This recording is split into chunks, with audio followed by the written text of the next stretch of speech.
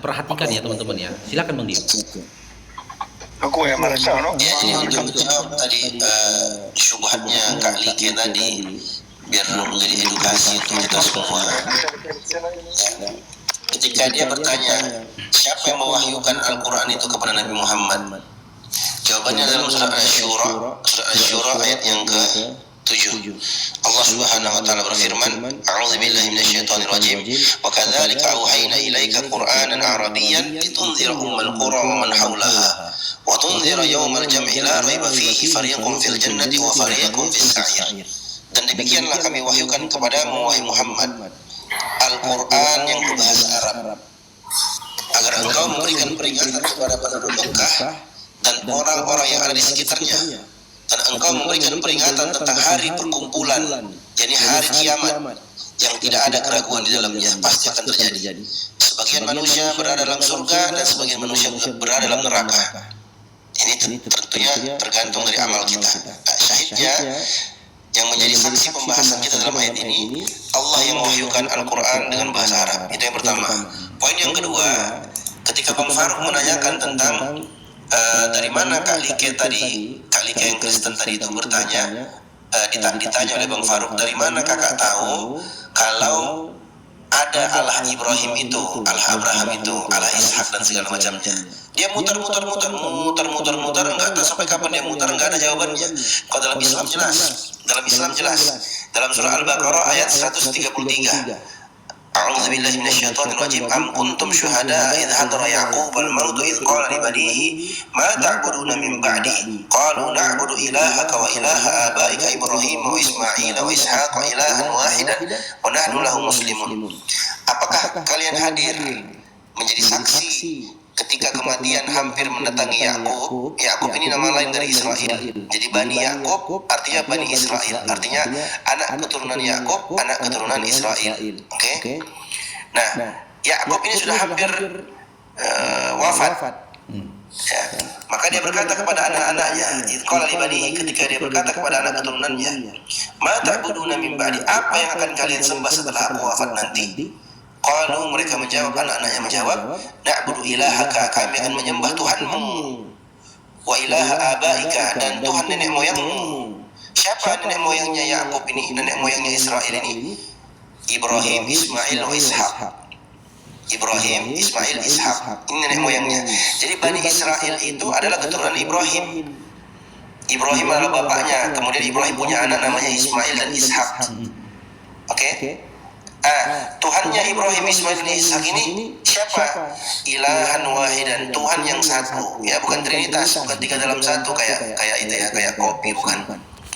Wa nahnu lahu muslimun, dan kami berserah diri kepadanya. Ini muslim di sini.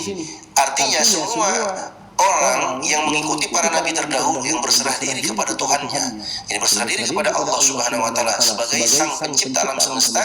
Dia seorang muslim. Islam bermakna umum. Ya. Itu nantilah tentang penjelasan Islam nanti kita akan lanjutkan.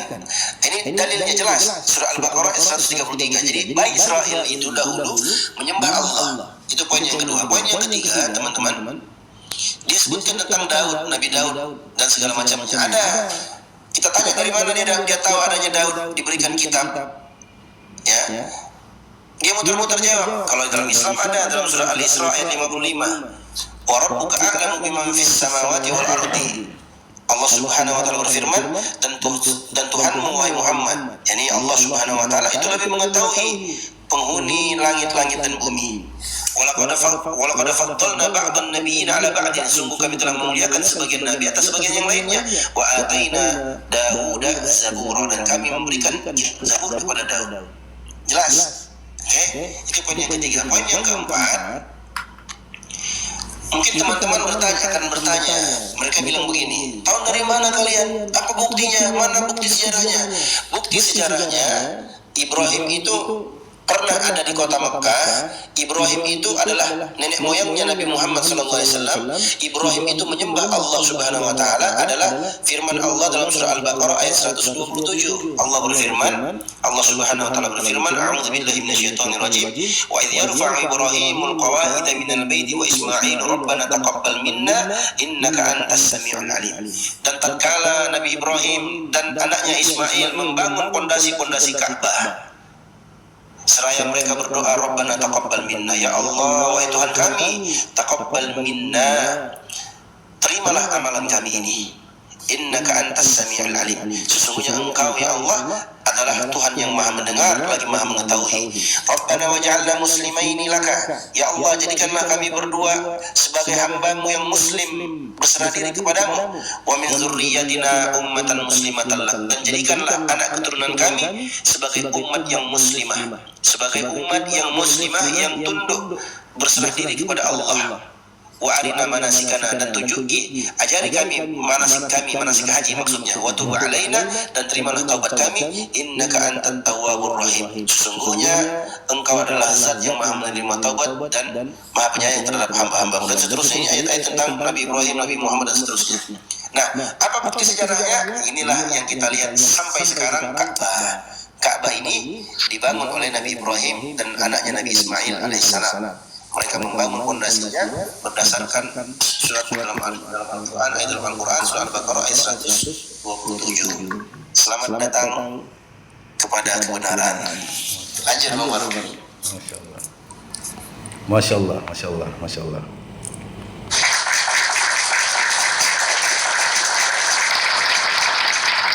Ya, jadi gitu teman-teman ya. Makanya ini tadi Bang Faruk rekam tujuannya Bang Faruk ingin ngupload di YouTube-nya Bang Faruk supaya teman-teman kebagian juga informasinya, ilmunya. Ini ilmu luar biasa teman-temanku. Jadi teman-teman jangan mau di framing dengan pertanyaan mereka. Apakah Tuhannya Allah yang disembah oleh Nabi Muhammad SAW sama dengan Allahnya Abraham, Ishak dan juga Yakub? Itu pertanyaan konyol.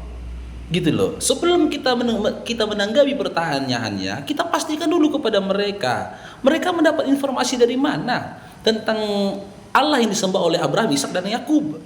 Dari mana mereka dapat informasi? Di kitabnya nggak ada informasi dalam kitabnya. Dalam Bibelnya mereka katakan ada Zabur. Coba tanya original teksnya Zabur bahasa apa? Di situ di kitabmu itu tertulis bahasa apa? Original teksnya Torah itu bahasa apa? Di kitab yang kau simpan di rumahmu bahasa apa? Original teksnya Injil bahasa apa? Di rumahmu, kitab yang di dalam rumahmu bahasa apa? Bagaimana kami bisa berpegang kepada terjemahan? Sementara kitab itu diberikan kepada para nabi sesuai dengan bahasa dari nabi pada masa itu. Kan gak masuk akal. Dia sendiri tidak pernah mendapatkan informasi apapun tentang siapa Allah sembahan dari Abraham, Ishak dan Yakub, tapi dia mau membandingkan dengan Allah yang disembah oleh Nabi Muhammad SAW. Kan gabrul. Nggak usah ditanggapi seperti itu. Karena apa? Mereka itu tidak mendapat informasi. Makanya berkali-kali saya bilang, jika memang dalam kitab mereka itu ada kitab Torah, kenapa Bahkan Bang Faruk udah mencari-cari itu di YouTube, ya kan? Ada nggak rahib-rahib Yahudi menyatakan kitab yang ada pada teman-teman yang kita Kristen ini adalah kitab dari bahagian dari kitab Torahnya orang Yahudi? Nggak pernah nengok aku videonya, nggak pernah ada. Jadi sejatinya, ya seharusnya teman-teman kita dari Kristen ini, bahkan ya pemuka-pemuka agama mereka, coba menemui rahib Yahudi. Cocokkan isi kitab kalian itu, bener nggak bahagian dari Torah? Kalau nggak bener, ya PR kalian itu meluruskan bagaimana. Ya, jangan lagi kalian berpegang kepada kisah yang tertulis di dalam kitab kalian itu. Jika sementara orang rahib-rahib Yahudi sendiri mengingkari kitab kalian. Rahib Yahudi mengingkari kitab selain Al-Qur'an. Buktinya apa? Teman-teman bisa lihat di YouTube ya, ketika para rombongan Yahudi melintasi sebuah lorong, di depan ada anak muda membaca Al-Quran. Mereka nggak berani meludah, mereka meludah. Mereka berlalu begitu saja. Tapi ya keadaan yang lain dihadapi oleh teman-teman kita Kristen itu. Di YouTube itu kan banyak itu mereka sedang beribadah, sedang mikul salib diludahi sama orang Yahudi. Karena mereka tidak beriman akan itu, bahkan mereka membenci akan itu. Gitu loh. Al-Quran itu memiliki marwah dari orang-orang sebelum Nabi Muhammad SAW sudah ada marwahnya. Karena apa? Mereka sendiri menyadari, memahami bahwasanya kehadiran Al-Quran sejatinya sudah disampaikan di dalam kitab mereka. Hanya saja kecintaan mereka berlebih terhadap Musa membuat mereka fanatik buta terhadap Musa, sehingga mengingkari nabi-nabi setelah Musa alaihissalam. Begitu. Ya izin Bang Dio ya, nanti Bang Faru upload di YouTube Bang Dio ya.